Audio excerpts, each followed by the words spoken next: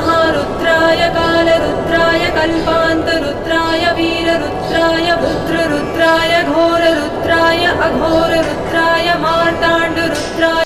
मध्य प्रदेश की सिवनी से 15 किलोमीटर उत्तर की ओर जगत गुरु स्वामी शंकराचार्य स्वरूपानंद सरस्वती महाराज की जन्मभूमि और पुण्य सलीला मां बैन गंगा नदी के तट पर बसे छोटे से गांव दिघौरी में विश्व का सबसे विशालतम स्फटिक शिवलिंग स्थापित है।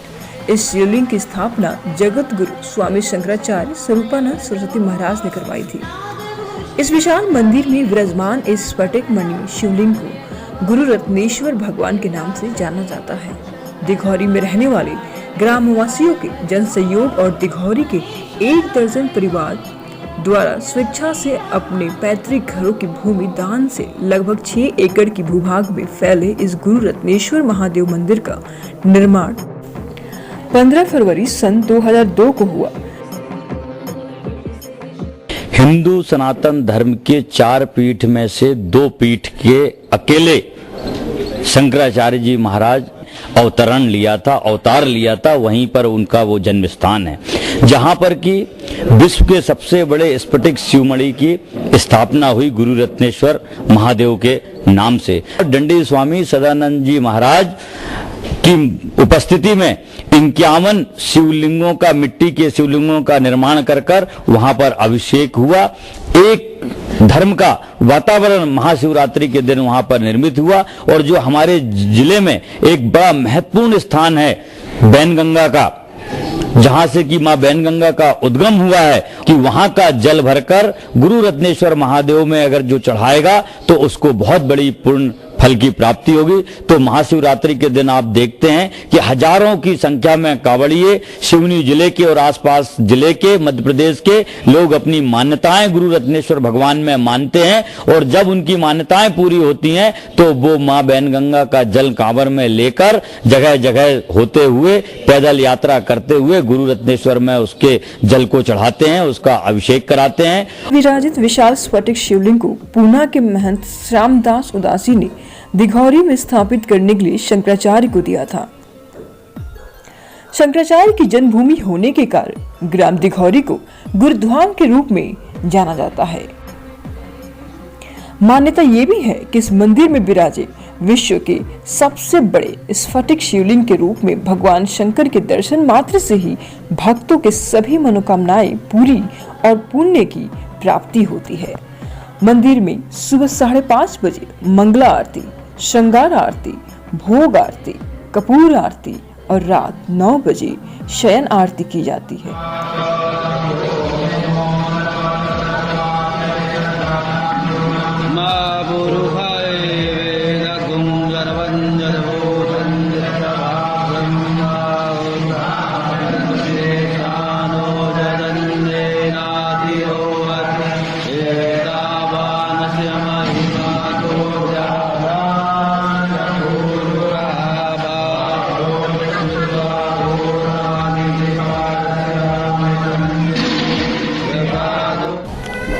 इसकी स्थापना सन 2002 में माघ सुदी तृतीया को हुई थी। माघ सुदी तृतीया में, दिन का ध्यान नहीं है समय का, लेकिन सन 2002 15 फरवरी माघ सुदी तृतीया को इसकी स्थापना हुई थी। यहाँ पर आरती 6 बार होती है। 3 बार सुबह के टाइम में मंदिर खुलते समय और बंद होते समय, और एक श्रृंगार आरती।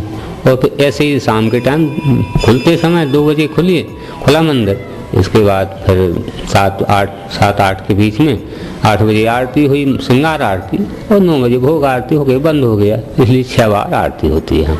मंदिर में गर्भगृह में शिव परिवार है पूरा। गणेश एक साइड में, गणेश पहले, फिर भगवती, इसके बाद स्वामी कार्तिकेय जी। भगवती बीच में है और मंदिर के गर्भगृह के बीच में भगवान शिव स्फटिक शिवलिंग की स्थापना अंदर। और गर्भगृह के बाहर सामने नंदीश्वर है, कच्छप है और एक चल मूर्ति रखी है शिव भगवान शंकर की। और तमाम देवताओं के चारों तरफ, गर्भगृह के चारों तरफ 12 ज्योतिर्लिंग बनाए हुए हैं। शिवलिंग का पूजन में विशेष महत्व होता है। इस स्फटिक शिवलिंग के दर्शन और पूजन मात्र से ही सभी पापों का नाश होता है और लक्ष्मी की प्राप्ति होती है।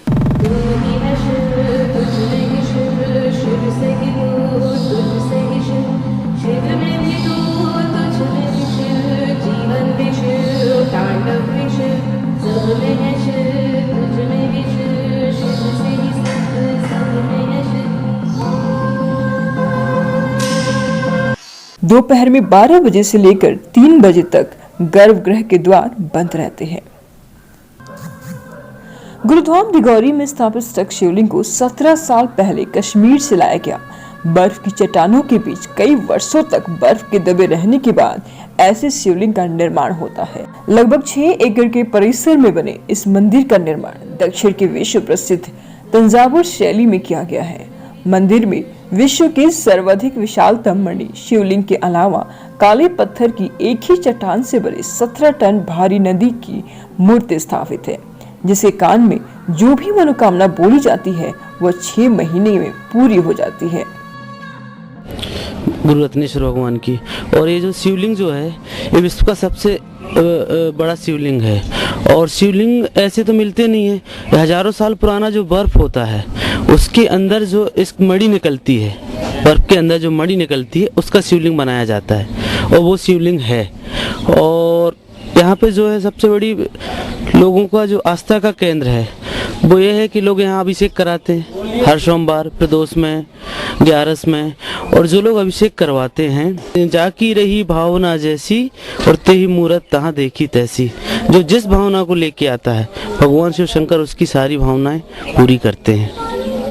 सावन के महीने में पूरा सावन भर एक तो सबसे मुख्य बात है कि सभी लोग कांवड़ यात्रा लेके आते हैं। मुराड़ा से कांवड़ यात्रा लेके पहले वो मातधाम आते हैं, रात में मातधाम में रुकते हैं, सुबह वहाँ से चलते हैं और पैदल सुबह वहाँ से चलते हैं तो गुरुधाम आते हैं। यहाँ पे भगवान शंकर को उसका जल चढ़ाने के बाद गुरु जी की तरफ से उन लोगों के लिए भंडार भोजन व्यवस्था, फलाहार की व्यवस्था पूरे सावन भर के महीने में हर सोमवार, ऐसा नहीं कम से कम 5-5 हजार लोग उस कांवड़ यात्रा को लेके आते हैं। ये आस्था का प्रतीक है। और जो लोग कांवड़ यात्रा लेके आते हैं भगवान उनकी सारी मनोकामनाएं पूरी कर देता है। मंदिर में 6 प्रमुख गर्भगृह है: कलगारम, यालन, मोहसाल, पंडियन, स्वर्ण कलश मंदिर भाग है। कलगारम और यालम भाग में भगवान शंकर की 16 अवतारों की मूर्ति है, जबकि मोहसाल पंडियन भाग में शिव जी के परिवार और ब्रह्मा, विष्णु और महेश की आकर्षक मूर्तियां हैं। गुरु रत्नेश्वर महादेव मंदिर में 3 प्रमुख द्वार बनाए गए हैं। मुख्य द्वार पूर्व में है और अन्य 2 द्वार उत्तर और दक्षिण दिशा में है। मंदिर के गर्भगृह को शास्त्र सम्मत तरीके से बनाया गया है। इसमें भी 3 द्वार है। प्रत्येक दरवाजे में 1.5 क्विंटल चांदी का शानदार नक्काशीदार काम किया गया है। फर्स्ट लेवल से 22 फीट ऊंचाई पर बनाए गए कढ़ाई नुमा गुम्बद से ओम की ध्वनि बार बार सुनाई देती है। गर्भगृह के सामने ही विशाल काले पत्थर से बनी नदी की 17 टन वजनी प्रतिमा स्थापित और गर्भगृह के आसपास 12 ज्योतिर्लिंग बनाए गए हैं। मंदिर का शिखर कढ़ाई नुमा बनाया गया है। मंदिर में विराजमान स्फटिक शिवलिंग का वजन 56 किलोग्राम और ऊंचाई 30 इंच है, इसलिए गुम्बद से शिखर की ऊंचाई 56 फीट रखी गई है। मंदिर में 6 छोटे और 1 विशाल गुम्बद है। प्रत्येक गुम्बद के शिखर पर स्वर्ण जड़ित विशाल कलश सजाए गए हैं और मंदिर के चारों ओर मूर्तियां ही मूर्तियां बनाई गई है। मनोकामना की मूर्ति के लिए स्फटिक शिवलिंग का पूजन किया जाता है। स्फटिक अपनी स्वच्छता, पारदर्शिता, ओज और शीतलता के लिए जाना जाता है, इसलिए इसे मणि माना जाता है। स्फटिक मणि के विषय में ऐसी मान्यता है कि एक स्थान पर स्थापित स्फटिक मणि शिवलिंग उस क्षेत्र पर अपना प्रभाव दिखाता है, जहाँ तक अन्य आकार में उससे बड़ा स्फटिक शिवलिंग स्थापित नहीं होता है। इस दृष्टि से शिवलिंग का प्रभाव संपूर्ण विश्व में होता है। गुरु रत्नेश्वर महादेव मंदिर का महत्व इसी से पता चलता है कि यहाँ चारों शंकराचार्यों के साथ साथ कांचन कामकोटि पीठ के परम आचार्य सहित अनेकों महान तपस्वी इस मंदिर में दर्शन के लिए आ चुके हैं। इस मंदिर में सावन के महीने में कांवड़ियों की द्वारा मां बैन गंगा नदी का जल लेकर भगवान शंकर को अर्पित किया जाता है। मंदिर में देश विदेश से श्रद्धालु दर्शन करने पहुंचते हैं। नमः सोमाय च रुद्राय च नमस्ताम्राय च अरुणाय च नमः श्रीकाय च पशुपतये च नमः उग्राय च भीमाय च नमो अग्रे वधाय च दूरे वधाय च नमो हन्त्रे च हनीहसे च नमो वृक्षेभ्यो हरिकेशेभ्यो नमस्ताराय नमः शम्भवे च नमः योभवे च नमः शङ्कराय च यष्कराय च नमः शिवाय च शिवपतराय च